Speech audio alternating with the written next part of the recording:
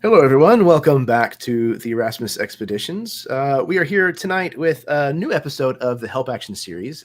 Tonight is going to be episode 44, and we're going to be discussing narrative weight. I failed to announce it on Friday whenever it happened, so I'm going to go ahead and do that now. On Friday, the Gore game that happened here on the channel was the 300th video on the channel, which is a huge milestone for me, and I'm very, very happy and excited to be rolling right along into 301. And tonight, I'm very, very proud and happy to be welcoming somebody I'm a huge fan of. My guest this evening is Cam. Cam Banks, how are you? Doing well, all things considered. Just coming off of a stretch of COVID. I'm not alone in the world, obviously, having done that, but I'm recovering and I'm feeling a lot better. Yeah. Whenever you were posting about having it, I was concerned, not just for the show, but just anytime that somebody says they have it, it's that kind of, oh man, I hope that it doesn't go to the extremes that some people have dealt with it. About a week after that you had said that you had come up with it, my mom caught it. And so I was like, oh gosh, it's everywhere. But I'm really, really happy to hear that you're feeling better. Do you want to tell everybody where they might be able to find you and what you might be known for, what you might have going on? Yes. I am the Cortex creative director at Fandom Tabletop, which means that I am in charge of the entire creative vision for the Cortex RPG products that we're making. We've just come out with Tales of Zadia, which is this lovely book here, which you can now get. So gorgeous of a book. Oh, look at that shininess. So I'm a full-time game developer, game designer for Tabletop, and most of my job for the last 15 years has been writing and designing and trying to get games published. And I'm lucky that I've had almost every case company to work for to do that. So the very, very hard job that most people have of getting things out to there has been made a lot easier by people who are able to afford to print them. But you can find me on Twitter. I'm there almost all the time at Boy Monster. I'm also found places like Instagram and Twitch and places with the handle Rusty Sellsword, which is what I've started being called Rusty by people. I did not ask them to do that, but that's just how it is. So I've been doing this sort of thing for quite some time, and I'm really glad to be here talking to you today. Yeah, like I said, I'm super thrilled. I got into Cortex not all that long ago, right around the turn of the year. So about 5 months now, give or take. I was looking into running a Firefly campaign, a really short trilogy, and I had held off on doing so. As a huge fan of Firefly, I wanted to run a game for a long time, and I held off on doing so because I had never found the system that really felt right. Because while Firefly has a lot of action and things like that in it, I knew I wanted something that went a little deeper into the role playing and things like that. And whenever I ended up coming across Cortex, and I found that you could base, the system off of relationships and, ties and emotions and things like that. I was like, that's the system that I want to use. So I took kind of a deep dive. It was definitely different than anything else I'd ever seen before as far as role-playing games. And it took a while for my brain to kind of be able to kind of shift gears into the way that Cortex kind of requires you to think about game mechanics. But once it finally clicked for me, it's just a really interesting system. It has a lot going for it, and you can do so much. It's so versatile. So thank you for putting that out there. Yeah, I was thinking about the idea of having to sort of like relearn a lot of things. That's come up sometimes when we've introduced the game to folks. It's a little bit like, though, with the current version of the game, which is the game handbook. I'm sorry, reaching out to my stack of books here again. This one here, this is the one we put out last year, and it's the tail end of a long, long Kickstarter process, which began when I was all by myself doing it alone. Cortex got bought by Fandom, and then my team kind of came together, and we made this game. That book is more of a toolkit box of Lego than it is a finished game, which throws people off a lot. Like they'll say, "Well, what's the game? Where Where's the character sheet? What thing do I use for this? And I'm like, well, what do you want to do with it? And that's the first hit that they go, oh, hang on, I got to back off a bit. Let's start this over, right? And once you get past that, you start messing with it. I think it gets a little easier. But I'm not ever going to say that it's the easiest game to learn just from that book. True, and that's definitely the pitfall that I found myself in was trying to approach it like learning a new role-playing game system that I've learned, in the past, D&D 5th edition or what have you. And I just kind of sat down with the rule book and started going through it. And very quickly I found myself like a babe lost in the woods. I was like, I have no idea what's going on. I don't know, what they're even talking about. So I had to start finding, live plays online and, the community that was kind of discussing the rules. And then I started understanding, okay, the problem is not the system. The problem is the way that I'm looking at it. And very much like you said, it being a series of building blocks as opposed to just I don't want to say linear system, but, as opposed to a system that is clearly defined from start to finish. Yeah. But that's one of the beauties of the system, is because you can, just like with Lego, you can do whatever you want with it. Right. It really makes it like I said, just a very versatile system. Yeah, so we're getting together today to talk about narrative weight. One of the first questions that I really like to ask all of my guests is, where and how did you get involved in gaming as a hobby? How did you find this weird little corner of existence?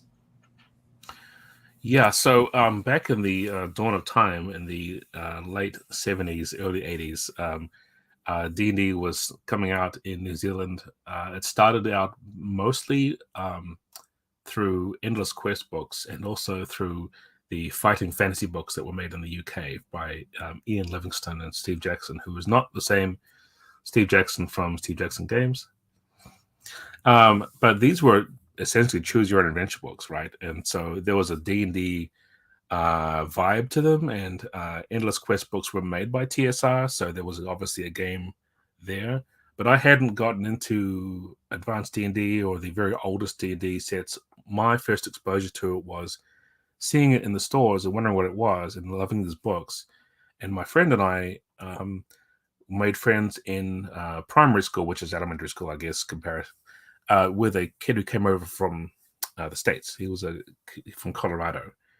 And he had brought with him I guess it's the Moldvay basic set and all of his AD&D books and things. This is 1982, 83, and maybe earlier than that, 81.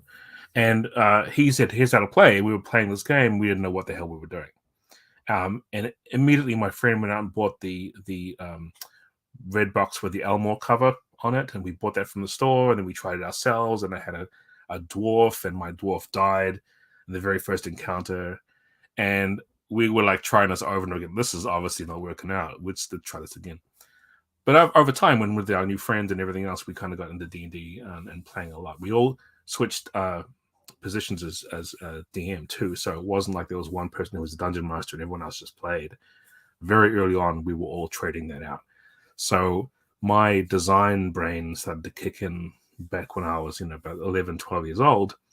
I'm thinking I can make a version of this that's got G.I. Joe figures. I can make a version of this that's computer like Tron, So that was my introduction to gaming. I think that, like a lot of people, D&D is your entry gatekeeping thing. But I think it's funny because we just didn't know half of what was going on. Like, we had to just figure it out.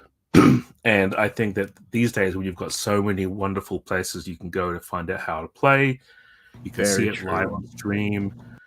Gosh, I mean, it's so much easier than it was. And I think that even then, we still forget that a lot of us, when we first learned, were kids, and we didn't play it necessarily how the people who wrote it wanted it to be played. Yeah, that's interesting. I had a somewhat of a similar introduction to the game. It was probably a little bit later. I was probably 11 or 12 because it started in the Boy Scouts. And I saw some older kids playing, and of course, I had no idea what was going on. They were literally just sitting around a table with paper, pencil, and dice, and just Yeah. talking to one another. And I was watching, this incredible story like just come out of nowhere. And I was kind of intrigued, but I had no idea what was going on. And my attention span at 11 or 12 was very quick, so I Sure. caught little pieces here and there. But then I started running games for the kids in the troop that were more my age, but it was all just with story. We didn't have dice, we didn't have books. Mm-hmm. I had no idea what any of the rules were. We just started telling stories about heroes that went on quests to get armor made out of dragon scales, and just making stuff up. So I also had like a very narrative first entry into the game itself, as opposed to like a mechanics first entry. So that's really cool. Yeah. Did you find, were you the kind of kid that was into fantasy and things like that before you found the short stories and things like that? Yeah. I was a Greek mythology, Norse mythology kid. I got into all the stories of the mythology when I was young. I kind of went from dinosaurs to myths. That's the sort of transition. I was like a very young boy, super into dinosaurs. I was a dinosaur nerd, and then dinosaurs led to mythology because there's like obviously a connection with monsters and things, and then into, I think my first fantasy was Narnia, which is like a big shift from some people who are like, oh, The Hobbit when I was 12 or 9 years old or 6. No, I was all into the Narnia books. I had a very heavily Christian family upbringing, and they thought that Narnia books were perfectly fine. In fact, I got my first one given to me at a church prize giving thing. And I was like, oh, this is cool. And I'm like, nowadays looking back, I'm thinking, wow, did you not know what you were doing? So I didn't really get into Tolkien until much later, when the buddy who I told you about with the D&D game, he had been super into The Hobbit and Lord of the Rings, and I tried reading that when I was about 11 or 12, and I just couldn't make heads or tail of it. But I was very much into fantasy. I think we had the classic 80s fantasy movies. We had like Dragon Slayer, we had Conan, all those movies come out. It was a golden age for absolute schlock cinema. Some of it better than others, I will say. But Definitely true. it was all very much inspiration for the stuff we did when we got into D&D. Yeah, I kind of come at it from kind of a slightly different angle. I was raised on television and movies. I didn't read a lot as a kid, and I still don't really read a ton now. Most of what I read now are like Wikipedia articles about different cultures and things like that for preparation for my games. But I still really like movies and television. I consume a lot of it. It's very much kind of my style of storytelling. When I run a game, it's almost always a very cinematic approach.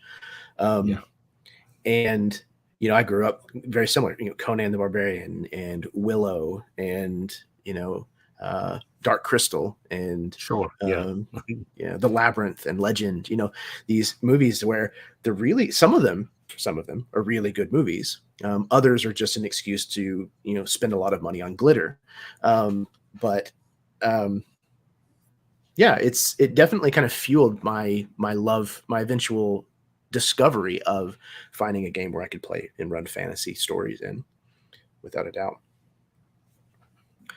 Okay, so let's get to one of the first talking points I wanted to bring up, and that is that a lot of people struggle with the age-old debate between the importance of story versus mechanics. Mm-hmm. If the two were on opposite sides of a scale, the system mechanics on the one side and the collective narrative on the other, what is the defining thing that tips the scales for you in any given moment? Yeah, this is interesting because I was thinking about this earlier. You're right. The story and game mechanics tends to be like set up as being these two polar opposite things that sometimes come together. But I don't know if it's entirely a spectrum like that. I think it's kind of like they're part of the same sort of experience, but you may be focusing more on one than the other without realizing it. I would say as soon as you start using labels and naming things that go with the game mechanics that you're using, you've started to bring that story heavily into it. So this is even true when you're using like the original D&D chainmail, where you sort of said this little thing is a dude, and his name is Gorthax. If you've got a name on a character and you're starting to do it as if it's a character who has got choices that they're making, as opposed to, well, I can move 10 inches that way and make an attack on him, you're starting to label things. You're starting to give some description to things, right? And that's, I think, where the story starts to come in. It's possible to treat it all like a game of chess without any definition assigned to anything. They're just pieces. You just roll a die. If it's a 6, then that thing gets taken off the board. We just can't do that as people, I don't think. I think that we can't go there. I think we even start doing that when we're playing chess sometimes as kids. We're like, well, my horse is going to go and do this. So we start to come up with a narrative for it. And as soon as we do that, as soon as we've got a name on it, as soon as we've labeled it, it becomes a part of a sequence of narrative events. We've got this is same true of Monopoly. It's the same thing true of even Candyland. Games that we've played, as soon as we start to imagine what's really happening in it, the story starts getting told. I couldn't agree more. The very first episode of this series, Help Action, is storytelling. And we talked at length, the guest and I, about how intrinsic storytelling is to us as humans, going back all the way to when we were sitting around a campfire, not understanding why it was thundering. There needs to be an explanation to why some things are happening sometimes. And like you said, I think there's a part of our brains that just can't not go there, especially whenever boredom strikes. There's Right. got to be something that our brains are always doing, always kind of focusing on. And I think storytelling is definitely a through line, for every culture and every era. You find people needing and wanting to tell stories. And I definitely think that there are times when the mechanics and the story support one another. And of course, those are the moments where you're like, yes, that's when it feels right, when you've struck gold. Yeah. But what about like the times when those two are at odds with one another? What do you have a preference where if they are juxtaposed, like what direction you tend to default in? I think that sometimes it comes down to circumstances. Are we trying to move things ahead and we don't really care about what's going on because it's going to be like a montage or something? It's quicker just to roll a die and figure out whether we're doing that and then move on to the next thing that's interesting to us. Some of us don't really care whether the 900th round of this fight is going to happen because it's inevitable that we're going to win and we kind of should just get it over with. But there are other times when, and this is especially true of games which don't have any kind of mechanics centered around social stuff, where you've got a group of players and one player may be really, really extroverted and very, very eloquent and able to talk through anything and argue their way out of anything. And their character has like a 6 charisma. And there's no way to mechanically sort of like represent that this person can't do that. And it's true of people who know a lot about a subject. Like, I'm an expert at this, and so therefore I will always tell you I will figure this thing out. And I think I see this happening a lot especially in discussion of old school play, where you're trying to completely remove all puzzle solving away from game mechanics and only use the rules for things like fighting monsters, and everything else is about player. And that's where we get that situation. Well, then I'm always going to have to play someone who's as smart as me, because playing dumb makes me feel bad and playing smarter can't happen, So I think that's where we start finding that disconnect is, how much is your character in the game? How much is the game itself allowing you to be someone who you're not and supporting it with mechanics, or are you fighting it? Because, in your imagination, you're a brilliant scholar looking for arcane secrets in this sort of 1920s Cthulhu game, and you have no idea how to figure that out yourself. Like, I don't know.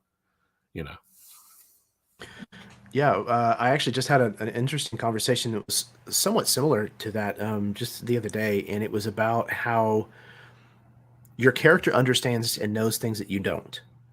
Even a character Yeah. who might be less intelligent than you, because they live and breathe in the world that you're playing, they understand things that you don't as a player. They understand, cultural etiquette and, the passing of the seasons and the days of the week and things like that that you might not understand as a player. Or even, when someone mentions a name of a place that you've never heard before as a player, your character Right. might. So sometimes it's okay to kind of pull back a little and go into more of a meta conversation about, like, okay, well, would my character understand this? Just asking the game master, is this something that my character would know? Can I roll for it? Should we just, decide it on the fly? And I think, like, as far as the systems that support role playing, um, there are very few of them, sadly, and I there's a part of me that wonders whether or not that might be because when role playing is going really well, it's hard to kind of pump the brakes and reference Yeah. mechanics and then go back into that emotional state of things and keep up that pace. Yeah. Yeah. Although you could say something similar to imagining an amazing, fast-paced action scene in a movie like John Wick, Very where true. you're thinking that Keanu's character is really just fluid. It's like I was told that the director wanted it to be like a conversation. Like we're having this conversation, but it's with guns and bullets and punching and things, right? If you'd say that, that's great. It happens over the course of, like, say 3 or 4 minutes. In many games, that would take 2 hours to play out because you're going round by round and you're figuring Very out true. how much is this. I think you lose a little bit no matter when you put the mechanics in, and so we have to sort of accept that at some point, are we okay more with this action slowing down to a crawl for these fights, but not for the conversations, or are we sort of seeing this as being irrevocably different things? And I think a lot of designers, myself included, don't see them as being always separate. I think we can say, let's play out this awesome debate that's happening at the council chamber with these, powerful figures from around the realm, and take our turns, take it slow, because I don't want to screw up things by talking through my, you know, butt and ruining it. And the GM going, haha, you made a mistake. You said the wrong thing. Right. Yeah, that's a fantastic point. And when you phrase it like that, I definitely would agree. There are times when, you know, again, it's kind of okay to fall back on that meta and say, yes, you might not know how to behave in front of a king, but more than likely your character probably does, especially if you're playing, somebody with a 15, 16 charisma. So if you want to, relegate what you're trying to do, or the gist of how this conversation is going to go based on the mechanics of your character, as opposed to you trying to role play your way through this scene, that is perfectly okay. There's nothing wrong with that at all. Yeah. Well, I Awesome. mean, I hope so. Well, Because yeah, otherwise, right. It depends on the GM, I guess. We have a question from the audience. This is from Nicholas Jaquette. He asks, how not to get lost in the narrative when you're GMing. The game might be one thing for the GM, and the players just take it to be something else. What do you think is an example of this here? Because I'm trying to think of a situation where I'm lost in the narrative. Like, is it being overly descriptive and just going through some kind of conversation that's between characters in the story, or are we talking about our imagined space is not the same as what we think it is? I think the latter. That's what I'm reading, at least. Is, you describe things one way, and you think you're being descriptive and vivid enough, but the players aren't quite getting it. Yeah, yeah. We've seen this happen. There's a game that I worked on for the second edition of it, but was a huge fan of it back in the early '90s. It's Feng Shui. Atlas Games publishes it now. it's a game of Hong Kong action cinema, and a lot of the game is sort of focused on the idea that there is no battle map, there's nothing, there's no maps at all. Everything has to be sort of described and imagining in a cinematic way, and you sort of camera angles and whatever. But we all know and agree that we're in a fight location, like it's a tea house, in sort of 1920s, or no, before that, whatever called Boxer Rebellion period of China. And so we're imagining like this tea house, and we've got all kinds of people in there, and there's like, water sort of trickling down because it's raining outside. We've all talked about this in this description. But once we start playing out a fight in there, the players are given some sort of power to sort of say, well, I'm going to pick up a tray full of tea cups and throw it at the guy's face. And I'm going to leap to the balcony, and then I'm going to bounce off there and land on this person. And we all talk about this in a very fluid way. That's a place where you can have someone who's desperately trying to imagine this in their head, thinking, well, what am I going to do? And most people will say, well, what do you want to do? Do you want to grab something and use it? And without some sort of visual reference, sometimes people can't do that, right? This is not a slight against people. I think people often love the visual cues that come with like saying, here's an art piece that shows you a tea house. You're like, cool, I can see what this looks like. Now I can describe myself. Whereas if we do it completely without any visual reference at all, it's all narrative and description and words, there are some people who just like, I don't even know what's going on. Just tell me if I can pick up something and fight with it. Yeah, interestingly enough, again, another previous episode of the show, doing research and things for it, I found a term called Authentasia, where there are people who literally cannot visually picture things based on a description alone. Yeah. They have no visual imagination. And that just blew my mind. I had never heard of someone struggle with that before, much less met someone who knew what it was and was aware of it. And immediately, obviously, what I do, what you and I do as role-playing gamers, that threw itself to the forefront of my mind. Like, how would someone be able to enjoy this hobby without being able to do that? It's definitely been kind of one of those things where I want to sit down and have a conversation with someone who has this condition and just pick their brain and figure out how in the world they might still be able to play these kinds of games. Well, you could imagine them being really into the idea of painting up minis and having them with all the sort of the terrain and everything that some people have. These dungeons, three-dimensional dungeons and whatever, they're really cool. But I think even there are people who use a lot of their virtual tabletop without even having it be a battle map. They use it for putting up artwork and inspirational stuff. And here's this character that I'm describing. Here's what they look like as an illustration.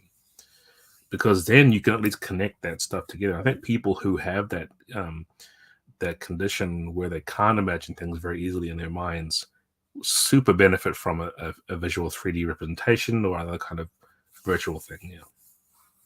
Yeah, and that makes a ton of sense. And I use a lot of art in the games that I run.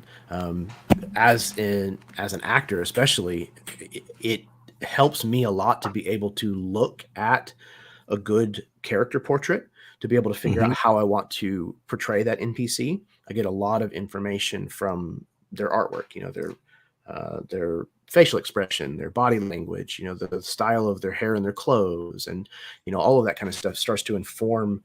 Again, my brain just immediately starts to tell a narrative even without me deciding that needs to happen. So that makes a lot of sense, that a person who might suffer from Authentasia would be able to might be not dependent, but would lean real heavily into that side of gaming. Yeah. Awesome. Okay. Moving on to my next talking point. So pretty much everybody that I know of has heard of the term plot armor. This situation where someone or something is protected by the author of the story, sometimes against better reason and logic. But there are times when, as a GM, you might kind of feel protective over a certain element of your story that you're presenting to your players, and you're not quite ready for them to deal with yet. The bad guy who delivers a malevolent monologue in Act 3, but they're not supposed to fight him until, or in Act 2, and they're not supposed to fight him until Act 3 or whatever. In your opinion, is it ever okay to apply plot armor to a thing that you feel is crucial for later on in your story? Totally. Yeah. I don't have any problem with having someone come in, drop a couple of really important like story element bombs onto the situation and then leave. I think we all agree that when we're telling a story, sometimes we don't have to be, in round by round combat. We can have things happen that are descriptive and almost just be like those cinematics in video games where a thing plays for about 2 minutes and you're watching a thing happen. Then you start doing the actual role playing video game battles or whatever, right? We should be allowed to do that with characters as GMs. We should be allowed to sort of say, the Emperor shows up, he goes, haha, you're all horrible people, I'm going to get rid of you. And now I'm hoofing it this way. You can deal with my lieutenant first because he's about your level, But I think also it's really good when the game can give you the tools to help you do that without you feeling like you're cheating and the player's not feeling as if, oh man, we're never going to get a go at this guy. He's been showing up every 5 minutes and mocking us. I want to just fight him. Don't I have a spell that can do something? And having the ability to pull out a rule or a game mechanic or something like that makes the player go, okay, well, so I see why he's able to do this. The rules are okay with this, as opposed to the GM just being this jerk. Yeah, that's absolutely fair. I have spent more time than I care to admit trying to look for magic items and spells that could protect my bad guy so that he could come and, nanny boo boo at the players and then, get away. Because again, that's a trope that we see happen and play out in media, books and movies and comic books and things like that. It happens all the time. But it's a lot harder to pull off in, turn-based combat systems. And I think it's a turn.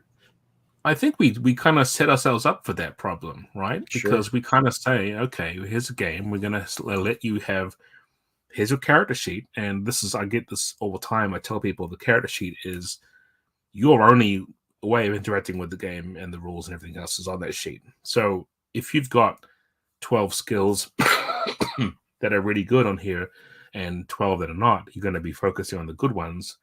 Same with the weapons you like the most, the spells you like the most, or whatever kind of system we've got. You're going to feel really bad because the game has told you and the GM has told you and everyone else has told you, you can do all this stuff and you've got unlimited imagination. It's the world of freedom. You can choose what you want to do. And then you're saying, I want to use this thing. I can do this, right? And the GM's like, well, not today because I'm going to play out a thing which you have no impact over. I think that's because we set people up for that. So at the same time as we tell them we've got this awesome collaborative storytelling sort of rules that we really love and everything's great, except for this moment when I want to do a thing.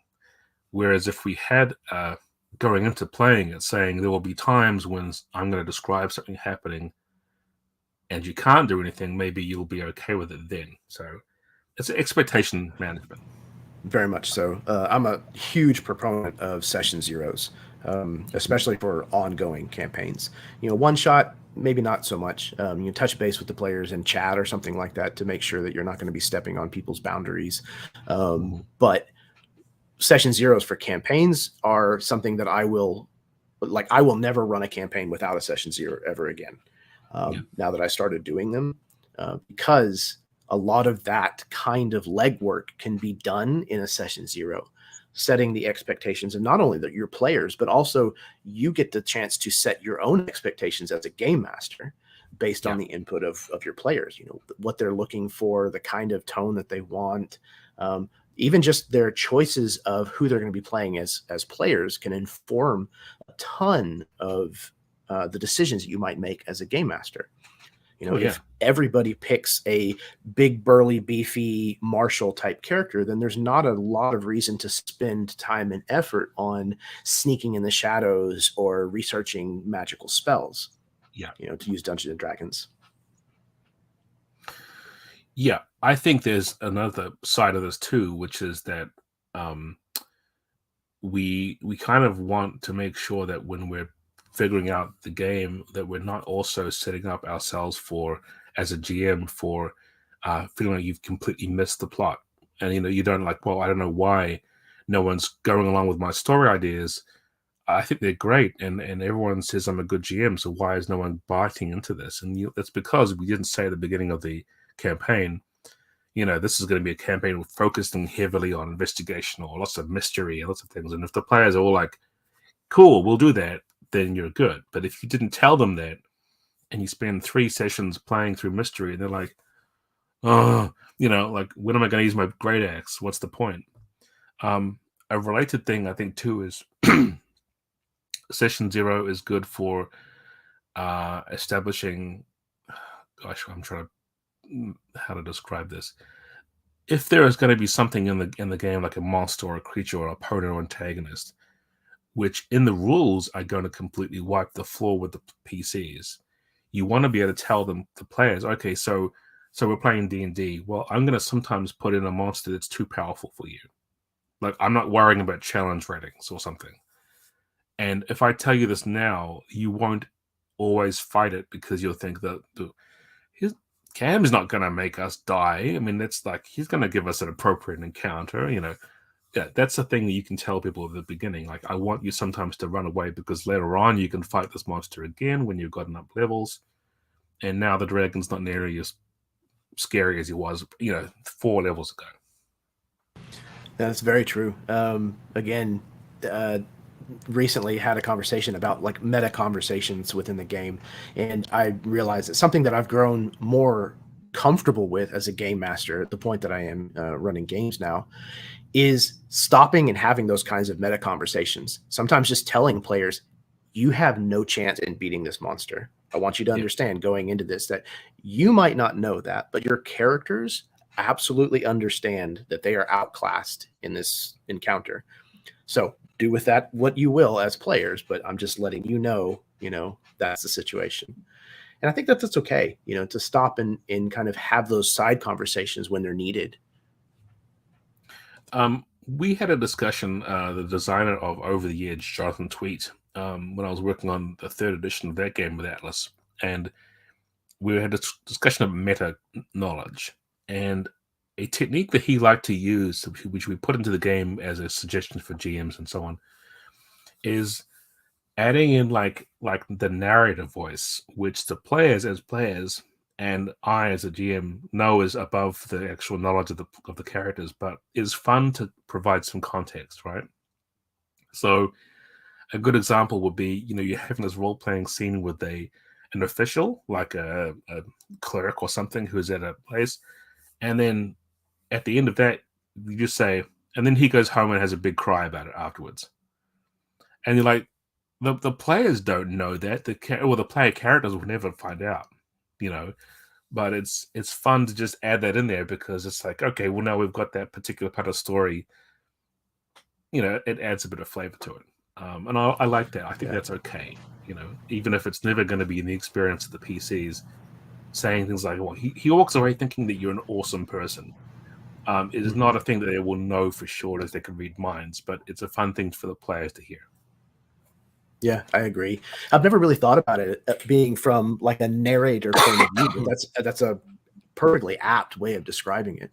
I'm a really big fan of using that kind of thing to help build dramatic irony or like tension, so that the players again understand something that their characters don't. So we'll cut away to a scene that's happening somewhere else, and the bad guy is talking to his lieutenant and saying, oh, now we know what they're doing, you need to go deal with this, kind of thing, to let the players know, oh, something's coming, and help build that.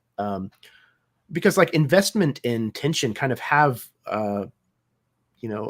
correlation between one another. If you can ratchet Yes. up the tension, then you're going to get more investment from your players.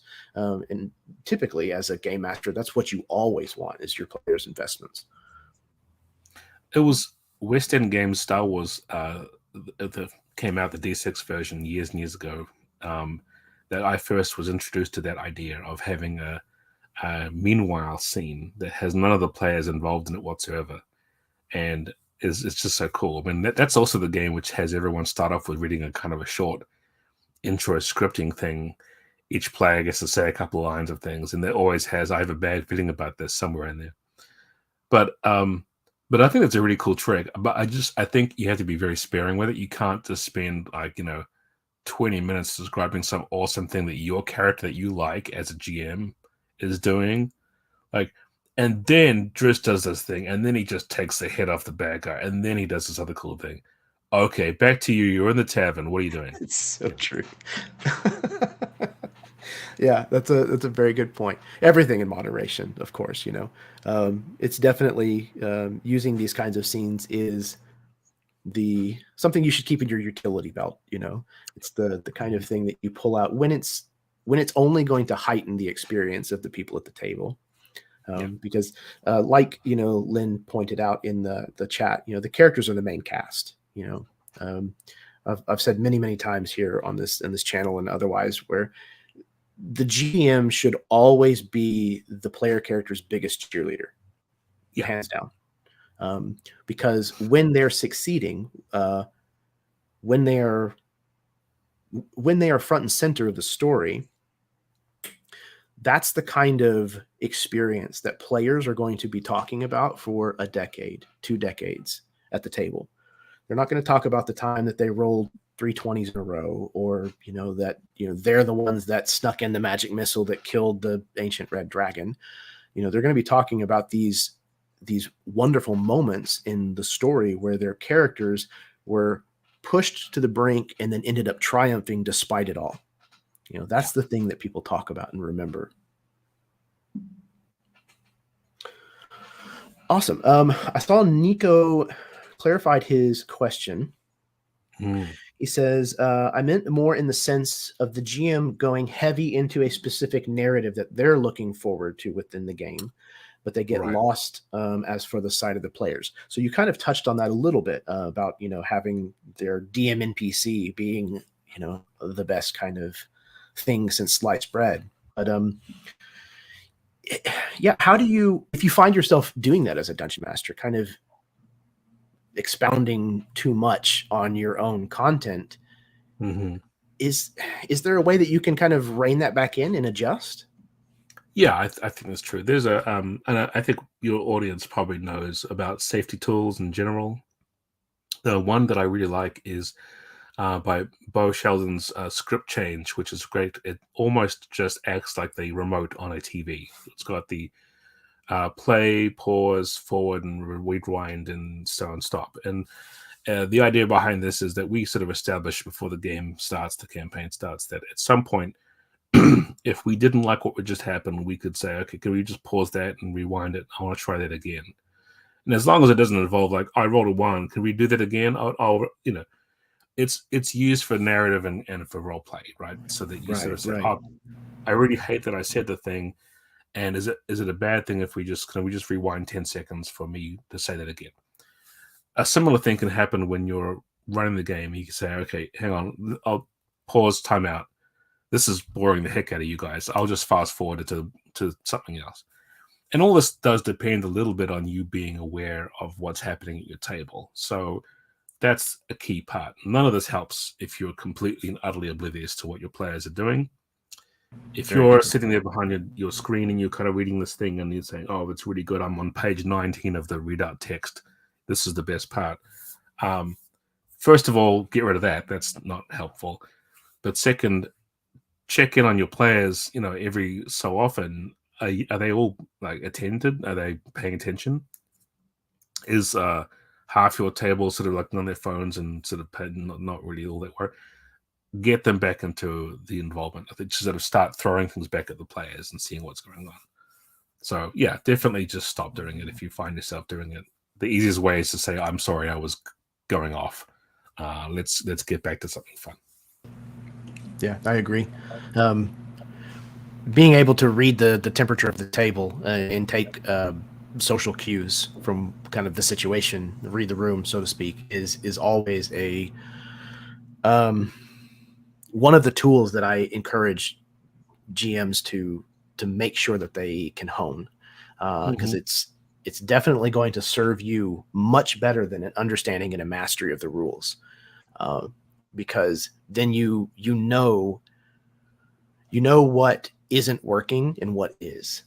And then you can very easily just lean into what is working and very quickly move past the things that aren't working.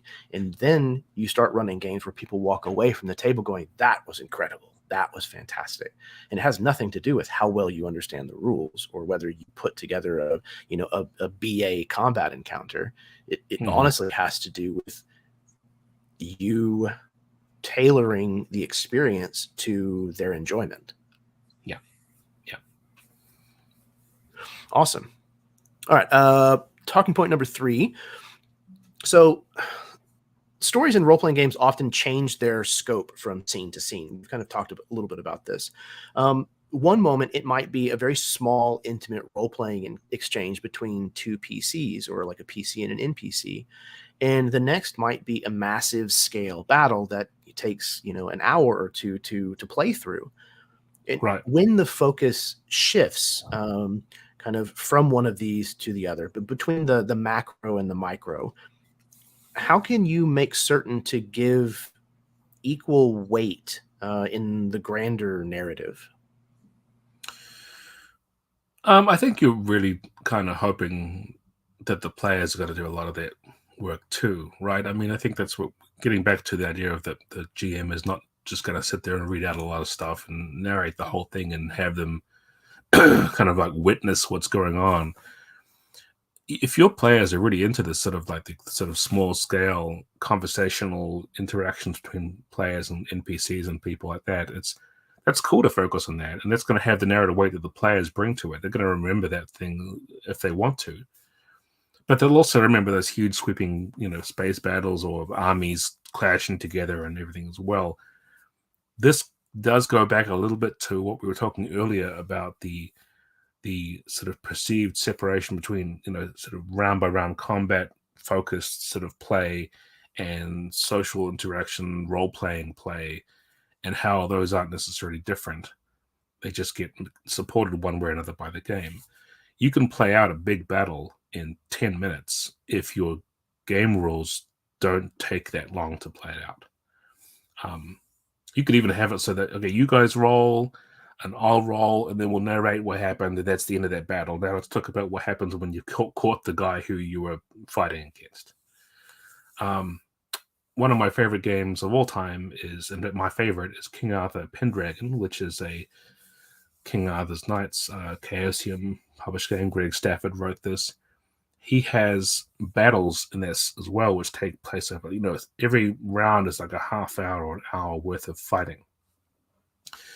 And so in each round, you have a single clash with your PC knight against the enemy, and you make a roll and do a pose thing, and that's what happens. And it's like the camera sort of freeze frames on a moment when they're going, and do you win? If so, you sort of get a general feeling that you've got an advantage over the enemy, but you're not playing through the entire fight, right? And it may be that the easiest way to resolve things like this, where people love these intimate kind of like personal level things, is to have the big sweeping narrative happen in the background while you're doing snapshot moments throughout them. So you might say, let's just play out 6 scenes throughout the days of war. There's a war happens, we're up against this impossible force. We're doing 6 scenes of that. The first one's going to be, Mark is playing this character. He's going to be surrounded by all these goblins. Let's do that.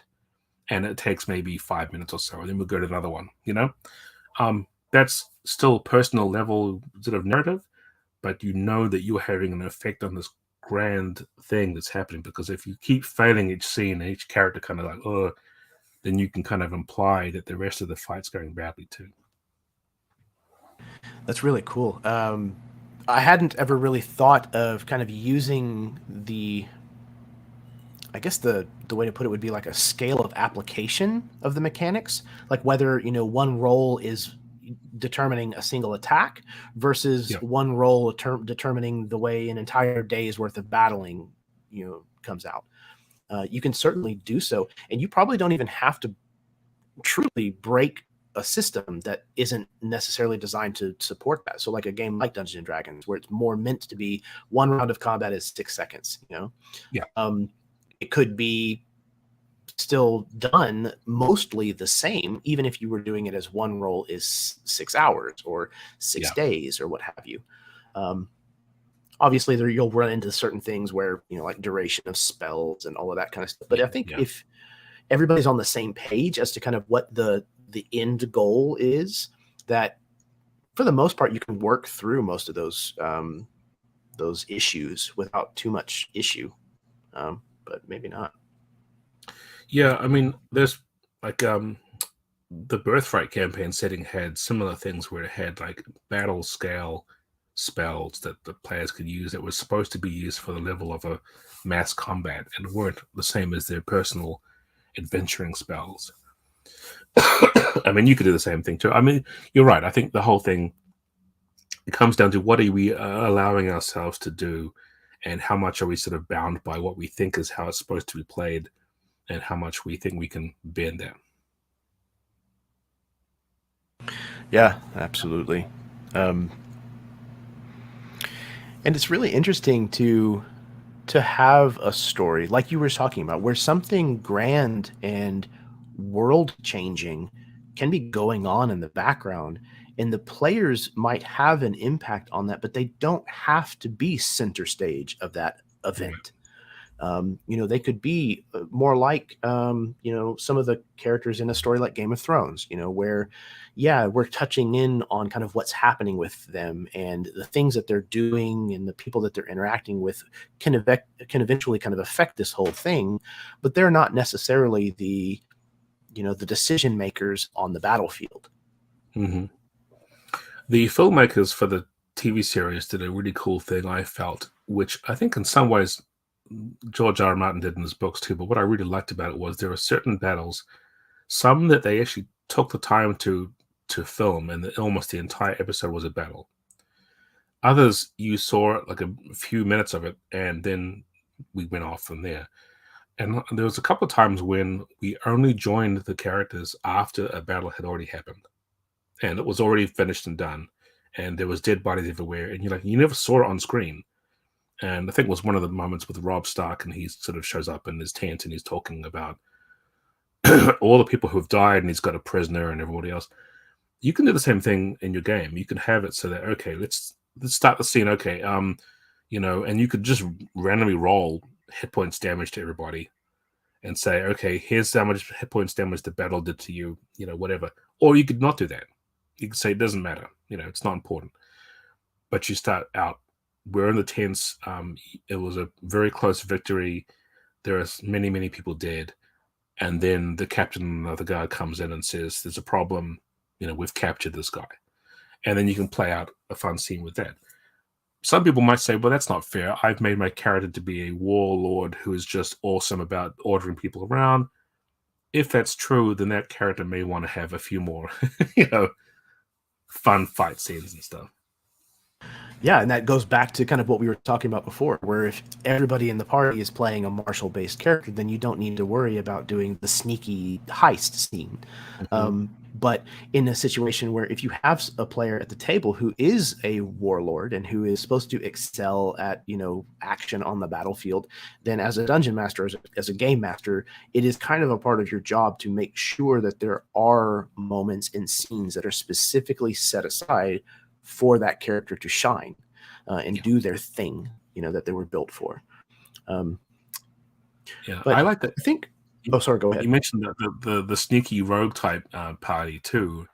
I think it probably was in one of the Assassin's Creed games where there was definitely a battle going on, but the entire point of your character was to sneak around and steal stuff and make your way out and so on.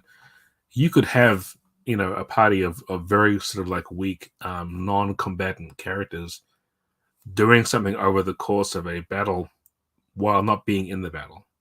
And it still has that sense of huge, life-threatening stakes. And we see that a lot again in a lot of media. We talked about it in the sense of Game of Thrones, but even something like The Walking Dead, which arguably is not about zombies. It's not about the zombie apocalypse. That's the setting. That's what's happening, but that's not really the focus of the story and the majority of the scenes that are taking place. Or even Star Wars. Is Star Wars about, planets and spaceships and droids? I mean, kind of, but it's not really about those things. That's just the dressing. That's the setting that these other stories are taking place in. The stories are a lot older than that. Oftentimes they're the same stories that we've told, since sitting around a campfire, those human stories that are always the same, no matter how many times they're told. And I think that thinking about your game in the same way, you building it where it is scenes, and I know Cortex does this really well. It even sets up the vocabulary in the book this way, where everything is thought of in modular scenes. It's, we're going to do this scene, and it's even done in the book where it's the various different types of scenes. What is the goal? What are we trying to accomplish in this scene? And I think a lot of people in other systems, Dungeons and Dragons and things like that too, can learn a lot, even just from that structure alone, thinking that kind of approach to telling a story. Yeah, they've got the genesis of it in the idea that D&D typically talks about encounters, and then the stuff between them is different. It's exploring and walking around and so on. But even then, I think there are people who really need to have you walk through every step of the way. Like, I mean, if they skip ahead, they feel they've missed something out. And that's okay. If you're dungeon crawling and you really want to have your characters map out every 10 feet of whatever, cool. That's your thing. I can imagine though that if you were to do that as a movie or a cinematic kind of event of some kind of TV show, the characters just sort of emerge out of a door and into some place and looking around, and they're using lanterns and things. You don't see the half an hour of them moving around in the tunnels necessarily, because that's boring and no one wants to see that on a TV show of half an hour long. And there's no reason why you can't do the same thing in role-playing games. It's very true. I've gotten to the point where, as a game master, sometimes I will just ask for the players to give me something. So like I'll say, okay, the journey between these two places is going to take this much time. On the way, each one of you in turn, please tell me a conversation that comes up from your character, or what is something that we learn about their past kind of as they're making this journey. It can be big, small, important, unimportant, just give me something that we learn about your character. And that does some heavy lifting, not only for the story and filling the time of, like, in that case, like the passage of time, kind of showing that many conversations have happened as you're making this journey, but it also serves a point where we learn more about their characters. We get a more robust idea of who they are as a person, not just their capabilities, and the how tough they are in a fight. Yeah. You can ask leading questions of them and set up sort of scenes to play out at various points in it by saying, all right, Joe, what's a thing that happens to you? Or even better, so Joe, you're having an argument with Mary, and she's really annoying you. What is it? What have you said that you think that triggered her off? And then Joe can do that, and then Mary's player can do the same thing. That kind of thing where you set things up and say, okay, this is going to happen now, let's do this, can apply to what you're talking about. You say, okay, so Joe, you just failed your roll. I asked you to make a roll for survival or whatever. That's a fail. So you're sliding down the slope. Do you grab for a tree branch or something, or do you hit the ground at the bottom and get covered in mud? And you can kind of ask these questions and sort of say, well, what do you want?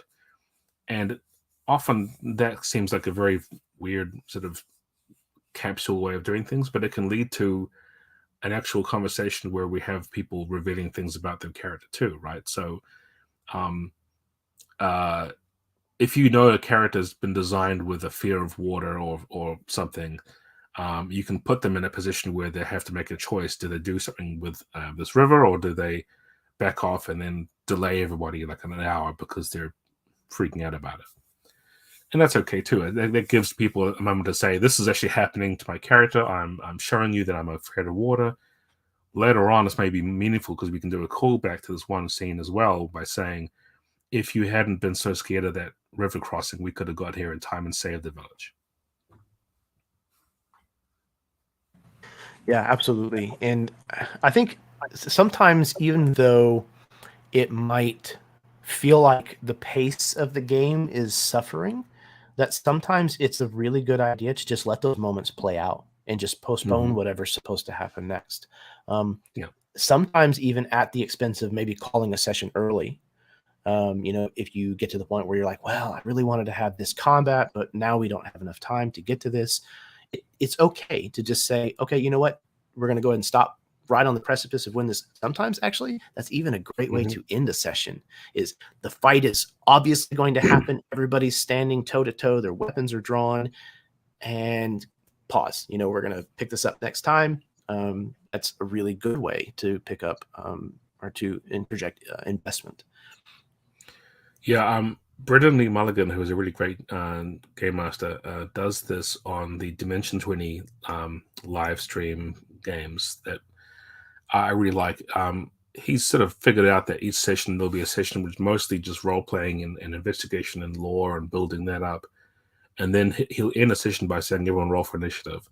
And they'll roll the dice, and then he'll say, and we'll get to that next session. He's like, okay, it was always like roll initiative, and that's the end of that episode. And the next episode starts with them already having a combat. And often that combat, because it's D&D, takes the entire episode, which is just hilarious. But I do feel that that's cool because you're sort of getting everyone to do the initiative order. And then you just say, okay, cool. Next week, I'll have all the minis painted up or whatever you want to do. Right. I was thinking that'd be a good way to run an incredibly low prep game. You just understand kind of what narrative scenes you might want to take place. And then when a conflict arises, inevitably towards the end, then you have, a week, month, however long it goes between your sessions to then build the encounter based on, where things were when you left them. Yeah. That's smart.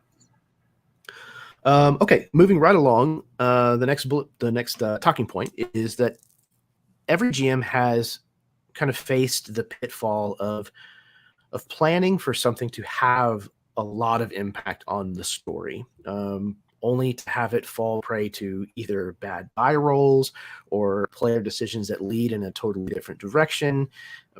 How is it that you can change tack when the narrative weight of something radically changes unexpectedly? Yeah, I think this is the nature of role-playing games in general. The tension between prepped and improv, for sure. You're always going to face the situation where all your careful plans and amazing preparation is just going to be tossed out the window because the players didn't take the bite, or they rolled really well and then your monster's been killed in the first 2 minutes, and that's that, right? Years ago, my friends and I, we had a weekly D&D game, and every Wednesday night between games we would get together and paint minis and do that sort of stuff and have a good conversation. And this was when we were very heavily into 3.5 D&D, so it was always minis and battle mats. They saw me painting up this one miniature of this sort of water genasi type kind of half elemental thing, and she was awesome. She had a huge spear and looked like a kind of aquatic badass, and I had bought the mini and I was painting it up, and it looked really, really cool. So they saw me painting this character. I mean, they knew I was doing it. And then the next week, we had this thing where I set her up, and the players were here on the one end of the mat, and she was. and they just took her out in the first round. And I was like, I didn't even do anything. I didn't get to do anything with her or nothing. It was just, that was done. And I thought they would at least interact, but they said, holy crap, that's that big boss that Cam was making over the weekend. Let's just take her out. And so that was that. I think that when we get to situations where we have the rails are completely gone, which is a good thing. I don't think we need to be running on rails in games. Having a backup idea is always going to be helpful. But really, honestly, what this does tell me is that your players are really interested in something else. And you're going to have to just, okay, let's just shift it onto whatever you think is cool. And I'll riff off that for a while until we get to somewhere where I can kind of put my things back into play if I have to. Yeah, that makes a lot of sense. And I've definitely done both different approaches throughout my career as a game master, and sometimes I will even pull from both camps. There are times, especially during like one shots, I definitely run one shots on a railroad. And people who play in my games typically know that going in. They know that it's going to be okay. We're starting in media res. There's going to be a pause for us to kind of stop and figure out why this is going on or what might be happening or the big reveal, and then there's going to be a big bombastic baddie fight at the very end. That's pretty much all that we've got time for in the 3 hours or 4 hours that we're going to sit down and play this. So there's not going to be a lot of time wasted on decisions about where to go and whether this course is better or that course. And I think that that's okay sometimes as a game master. There are times when, again, reading the room, when you can tell that your players aren't sure what to do next. And sometimes you need to give them a little bit of a nudge. And if you're the kind of GM who does prep work, a lot of prep work, then sometimes being able to, again, the last episode of this show was actually on the illusion of choice. It's okay to have what they are doing and deciding still be true and still have a lot of the elements of what you might have prepped. You just have to kind of figure out a way so that you can put a Venn diagram of those two things and then choose from in the middle. Pick something that is both. And adaptability is, again, another tool that every DM needs to understand. Every GM needs to have that in their utility belt. Because things are going to happen that you never expected. And your plan, your idea is not going to be the best one 9 times out of 10. The players will come up with something in the moment and you're like, oh, that's way cooler than what I thought about. That's definitely what's going to happen now. And now I'll just take what I had and just plan and reskin it and adapt it so that it now fits that being the truth. I think that's a very valuable tool as a dungeon master. I think whenever I hear my players, and I've said this before as GM advice, if I hear my players talking about things and their sort of theories of what's going on, I will sometimes just take one of those and just use it instead because it's better. And then the players feel really clever because they figured it out. And I'm like, yeah, you totally did. You've solved the mystery. It's totally that. And you just off screen screwing up your piece of paper with info and getting it. You can even play campaigns where you have nothing at all as the answer, and you just throw interesting situations in front of the players and see what they do with them. Okay, here's 3 plot hooks I've come up with that I have no idea what the connection is between them. And then the players sort of that, well, you know what? That guy kind of was also a redhead. I wonder if they're related. And you're like, yeah, that's what's going on. They're brothers, Absolutely. Yeah, the example I use a lot is, somebody might have this, vile, evil group that they had a terrible interaction with somewhere in their past, and you have more than likely at some point, a group that fits that kind of description. Then you can just make them the same unit, the same group, and now all of a sudden, when you throw that plot hook out there, that player at the very least is very likely to jump all over it because they're going to say, oh, I know what that is. And there you go. Yeah. That's what you want, is, get them right there in the palm of your hand.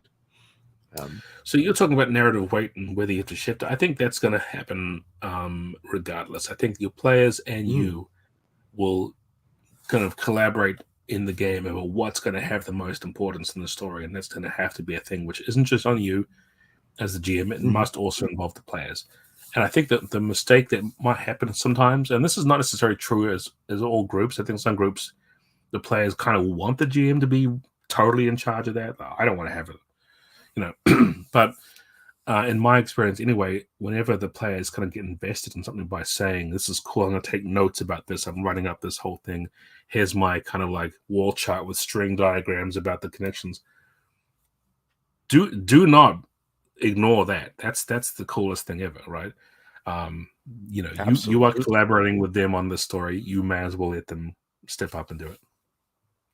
Again, that's a giant bucket of investment right there. And if you play into that, then that character is going to bring a high energy to the table and a high amount of focus and input. Yep. And then you can get them to go along with you on your crazier ideas because they're going to trust you. You can say, okay, hey, this is going to be a really bad idea, but somebody maybe should do it. There are players who, like, I try to be that player as a role player at a table. Even if I know something is a bad idea or a trap, more often than not, I'm going to go interact with it because I am curious to see what the game master did, how they designed this trap, what they have in store for us. I want to experience that. I don't want to walk away from the table feeling like, haha, I didn't fall for it. Who gives a crap, like, I would much rather see what they spent hours or, a lot of attention and focus and energy putting out for us as an offering. Yeah. I read a description of various different kinds of players, and that you've seen that Robin Laws has done this before, and other books have put here are different kinds of players. Some players like this, some players like to be chatty, and others like to throw like a spanner in the wrench in the works and things. There was one that I used to see listed, and it was the person who wants everything to be absolutely successful. They want to plan for everything to completely protect themselves from the story. Like, if I do this and this and this, nothing's going to happen to me. I will be okay, and I will be fine. And they're the player who just can't stand it when you've just like, oh, your friend, the NPC that you've created is dead. You're like, oh my God, no, I've failed entirely. But also, at the end of the session, are they kind of, and I don't know if this is true or not, but are they thinking, I won that game because nothing bad happened and I got through it without any diversions from my cool plans? Is that their success condition, the win condition? I don't know. I often wonder whether they're doing it because they want to have their plans foiled and they just don't want to say so. Which is it's owning up to kind of masochism that you don't necessarily want. Right. I was going to say that's a psychological evaluation that would be very interesting to witness, for sure.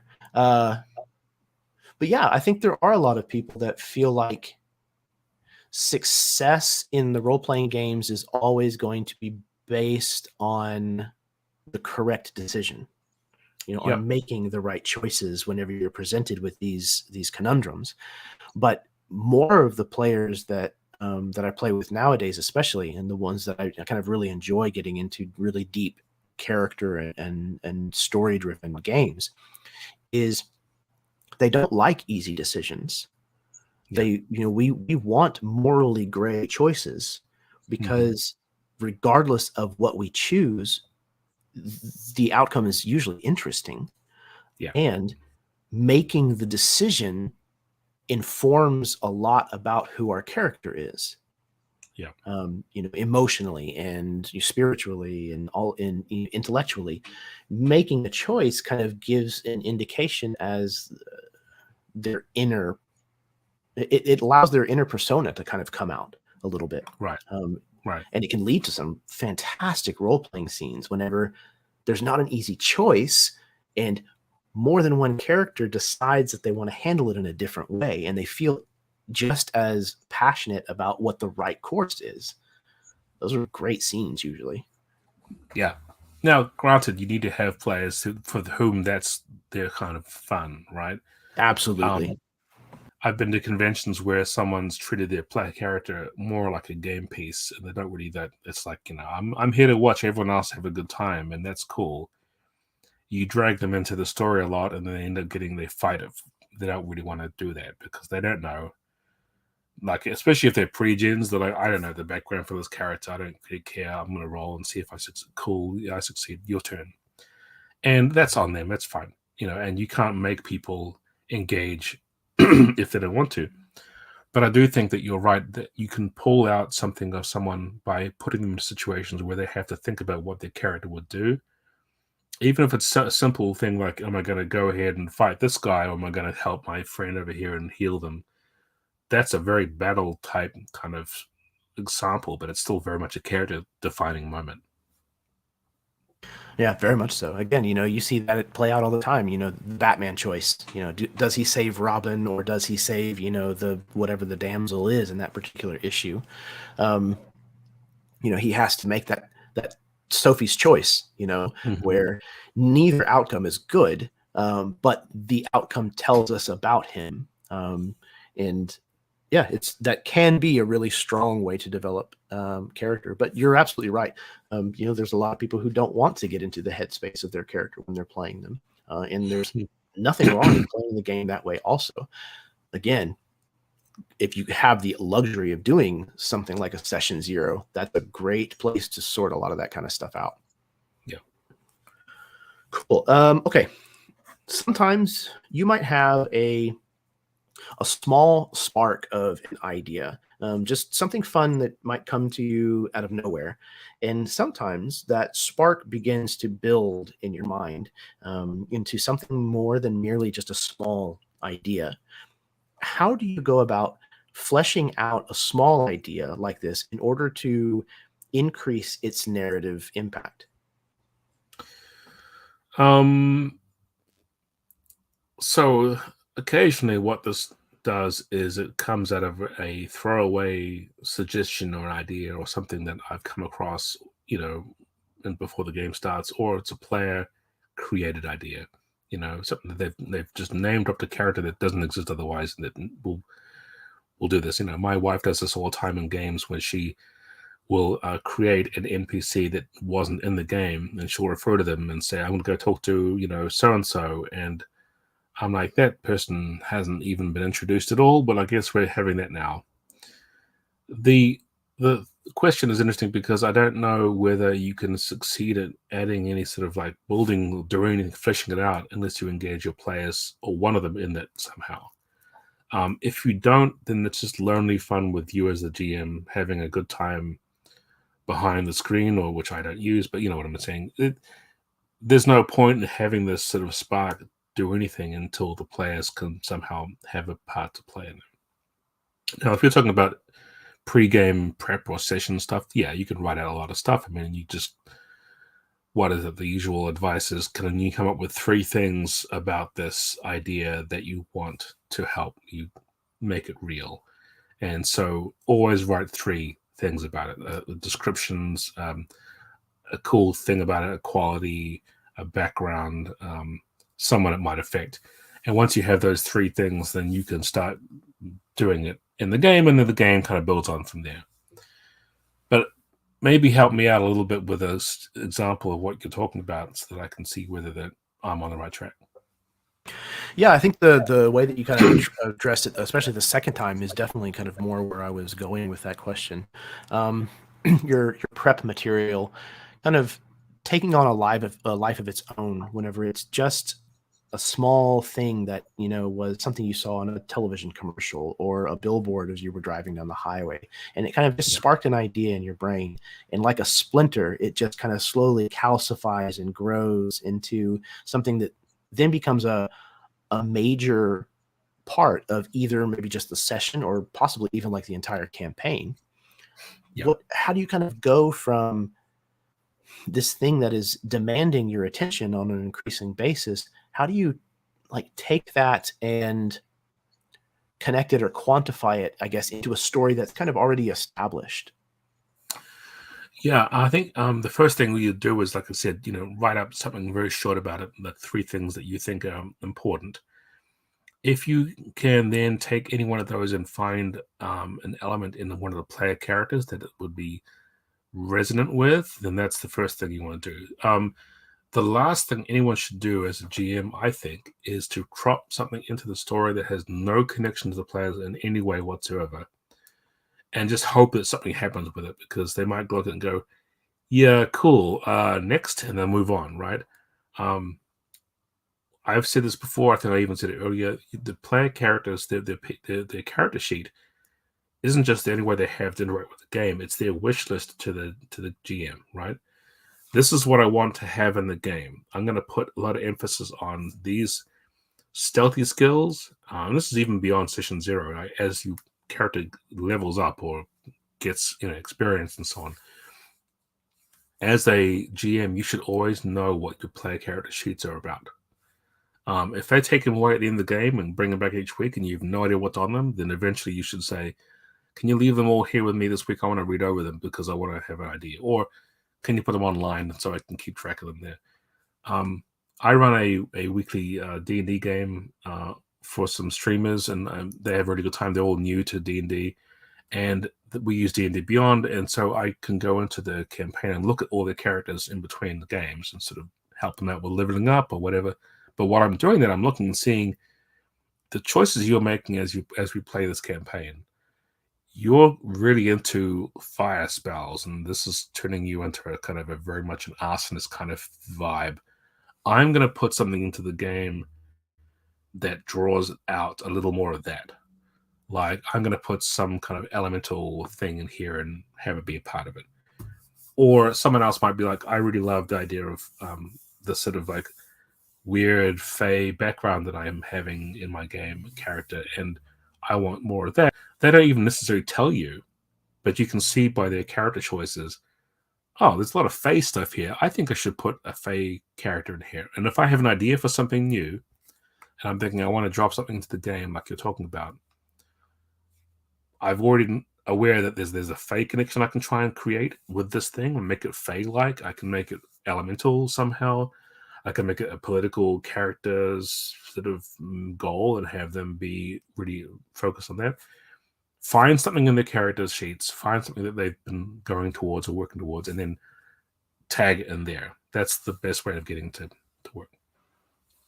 That's a brilliant way of doing that.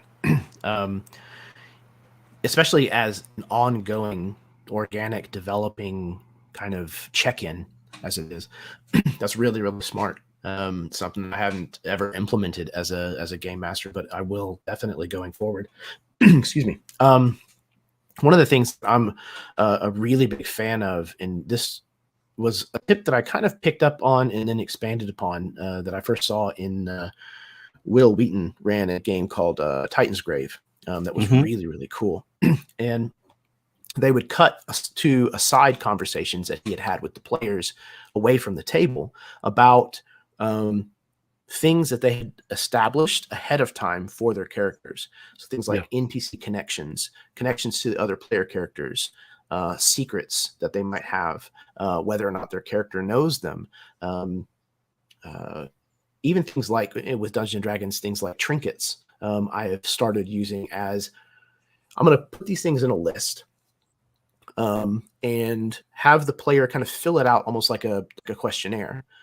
Sometimes I'll even ask like what I call dread style questions. There's a role-playing game called Dread that has these wonderful leading questions all on the bottom of the pages of the role-playing game. Things like, why can't you go home? You know, who is the last person you killed and who knows about it? You know, just things that are really leading.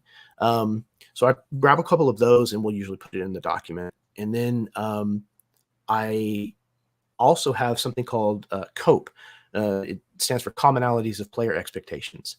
It's the direct question of, what are you expecting out of this game? You know, the home group that I'm running is a Greco-Roman themed campaign. So what does this game need to feel Greco-Roman to you? What are you looking forward to? and then put that in a list. And every time that something gets more than one mention, somebody else says Gorgons, then that's going to rise up to the top of the list. It's a kind of an aggregated list of what everybody's expecting. And the things that have the most entries, that's going to be a bigger focus in the campaign. Yeah. So being able to take all of those elements and in between sessions say, okay, I really need somebody that is going to be really upset about this particular event and try to put a stop to it. That's what I want to have happen. So I'll go to those lists and look through and find something that I think will trigger that response, and take what I have already established in the campaign and try to mesh those two together so that I can create a moment where I know I'm going to get a visceral reaction out of probably at least one. And if I can get 2 or 3 different PCs kind of tied to this event, then I know somebody's going to jump on it. And then you build the entire encounter around that principle. When you present it to the players, more often than not, they're going to throw themselves at it. They're going to be super eager about it. Yeah. Because it feels right. It feels something like it's theirs to interact with, as opposed to like, oh, we should leave this alone. This doesn't seem like it's a thing we should do anything with. The most depressing thing is when you set up something cool in a campaign and the players not just ignore it, they just actively go away from it thinking we need to be as far away from it as possible. The best example I had years ago, I was planning a Call of Cthulhu game, and the very first session, one of the players got sent like a letter, like this is from your great uncle's will and so forth, and they're like, oh crap, that's the worst possible thing ever. So I'm just going to put that in a filing cabinet and leave it alone. I'm like, well,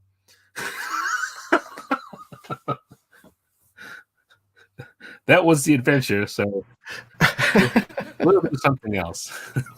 Oh my gosh. Yeah, it's heartbreaking. Yeah, but it does happen. It does happen. I feel like it's someone once described the TV show Murder, She Wrote as being like the story of this horrible cursed woman who goes places, and everywhere she goes, people die. And if you think of it in that way, it's actually it's a terrifying TV show, because right. she apparently has endless nephews, nieces, cousins, people who know her. And if you heard that Jessica Fletcher was coming to your part of town or visiting for Thanksgiving, get out. Someone's going to die. Just leave, Yeah, it's very true. And it's funny how sometimes the same kind of story from a different perspective can take on an entirely different tone when presented in the right, light. Okay, I had one last question. This is one of the preloaded questions, and that comes from Keel Adam. He's actually in the chat. He's from your part of the world. He is the friend that I was talking about earlier, who is from Australia. And he asks, do you draw on storytelling frameworks like the hero's journey whenever you're running or playing tabletop role-playing games?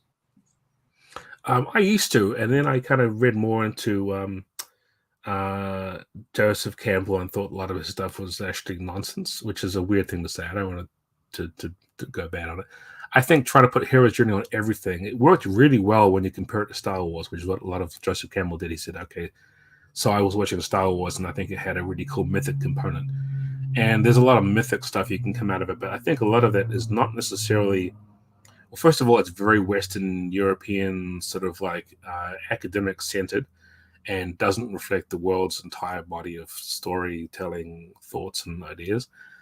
Secondly, it's not always true. You have to really just sort of squeeze it and hard to push it into the right place and say, this is actually what's going on here. There is a moment of discovery, and then there's the return to the thing, and then there's the finding of the whatever. If you use that a lot in your game, then you're still going to have kind of a cool story, but I don't think you have to sort of like look at the hero's journey as the only archetype that you can follow. And then eventually what happens is you sort of think, okay, I can't make this cool idea of mine work in that framework, and so I've lost out a chance of doing something fun with it. Plus, if you try and make it work with the framework and the players don't bite onto this, then they'll do something different. Then they might not. Then, like, you can't make someone refuse the journey first. I'm not going to refuse the quest, and then I'm going to have this other person. And you may have set up your cool little thing where the person comes back and says, no, you do need to go on the quest. Because what if they go, yeah, cool, I'm going on the quest right now. Like, well, no, please refuse it because I want to have this other character come along and he's going to be your mentor. No, I don't care. I'm doing this quest. So yeah, frameworks are fun. I think that they fall apart when you start trying to enforce them as some kind of structure to really just make everything work, because you'll be frustrated. You will think, why am I not able to do this? And Joseph Campbell and every other person who's famous can do it. And then why is my game going downhill and no one likes it anymore? If you find those feelings when you start using the structure and that happens, I think abandon that and then try something different. Absolutely. Again, like I'm familiar with Joseph Campbell and a lot of the principles that he's proposed and things like that, but I don't know it intimately. I know the exposure I've had to these stories that I've enjoyed growing up. And I know enough about storytelling devices to implement some of them when I feel like they're needed.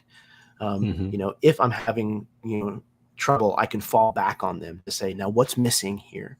Why is this scene not quite, coming together in my mind? How come I can't quite figure out what I want to do with this? And sometimes I'll fall back on what I understand from storytelling techniques and tricks and things like, the Joseph Campbell framework, and kind of go through that and see if maybe that's one of the things that I'm missing. And then I can take it and make it my own thing and use it the way that I need to. But I think the trap that a lot of people fall into is thinking that this is a paint by numbers thing that you can just follow and it will be successful. And it just, for one, like you said, it doesn't really work that way every time. And I think it's healthier, like you said, to just think of it as a guideline, a resource material that you can call on if it works, and if not, just as easily shelve it and go with something else. I think that's a healthy way to think of any tool or technique or tip that you discover as far as, a game master or even as a player. Use it if it works, but if it's not working, then don't. And there's no reason to make it harder than that. This is true even of like the 3-act idea that a lot of people yes. You don't have to have 3 acts. You could have 5, you could have none, they could be whatever. I mean, it's a cool idea to sort of give you a starting point to how to sort of plan and break out what your story is going to be. But you can't make people obey the laws of the 3-act rule of anything. And if you do, sometimes they get mad at you. Like, oh. Yeah, it's very true. One of the things that I hound on a lot is the 2 C's, as far as a game master. The things that you need to master, the only 2, are comfort and communication. If you are comfortable in what you're doing, and again, I'm not talking about wearing sweats and, Crocs or whatever to the game. I just mean, do you feel comfortable sitting in the hot seat? Making the decisions that you're going to have to make, knowing how much of the rules you need to know versus what you can just improv and come up with in the moment. Understanding yourself, your strengths and your weaknesses is the key to becoming comfortable in the hot seat. And the other side of that is the communication. No relationship ever functions if there's not healthy communication. That's a marriage, a friendship, a business relationship, a relationship that you have at the table. If you don't have good communication and healthy communication with everybody that's involved in that relationship, then it's going to go badly at some point.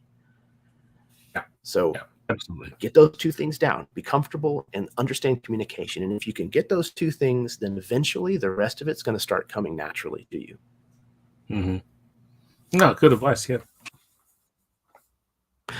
Cam, that's everything I have, man. But this has been an absolute pleasure. I'm so happy that you agreed to come on and have this chat with me. So thank you. No, thank you for inviting me. I always like talking this sort of theory stuff. It's fun and good questions. Thank you. Why don't you touch on again where anybody can find you if they happen to look for you around the web? Yeah, go check me out on Twitter at boymonster, BOYMONSTER. You can follow me there. You can also follow our Cortex RPG Twitter account, which is although more useful, the Cortex stuff that's happening lately. We have a website for both Tales of Zadia, which is talesofzadia.com, and we have cortexrpg.com as well. They're both websites to support the stuff that I work on and design all the time. That's you are a very busy person. You stay busy. Again, I don't know you, but I mean, for as long as I've been following you in your career, you've always got something going. You've got irons in the fire constantly, and it's definitely something that I admire about you. You and you're very diverse, and it's kind of what it seems like you are up to, which is always something that I look for in a creator, especially. Um, so yeah, man, like I said, I'm super stoked that you decided to come on and have this chat with me. I love these same kinds of conversations. It's why this is episode 44 of the series, and hopefully I can continue to do so. To anybody who happened to tune in this evening, thank you very, very much for joining us, whether you might have joined us live or you're watching it at some point later on. It is deeply appreciated. If you like the series, then please take a look around on the channel. There's a lot of live plays that I've done, a lot more episodes of the Help Action series. Hit the like button, subscribe, all of that usual business. Yeah, I think that's about it. So until next time, may your dice roll high and your snacks always be within reach.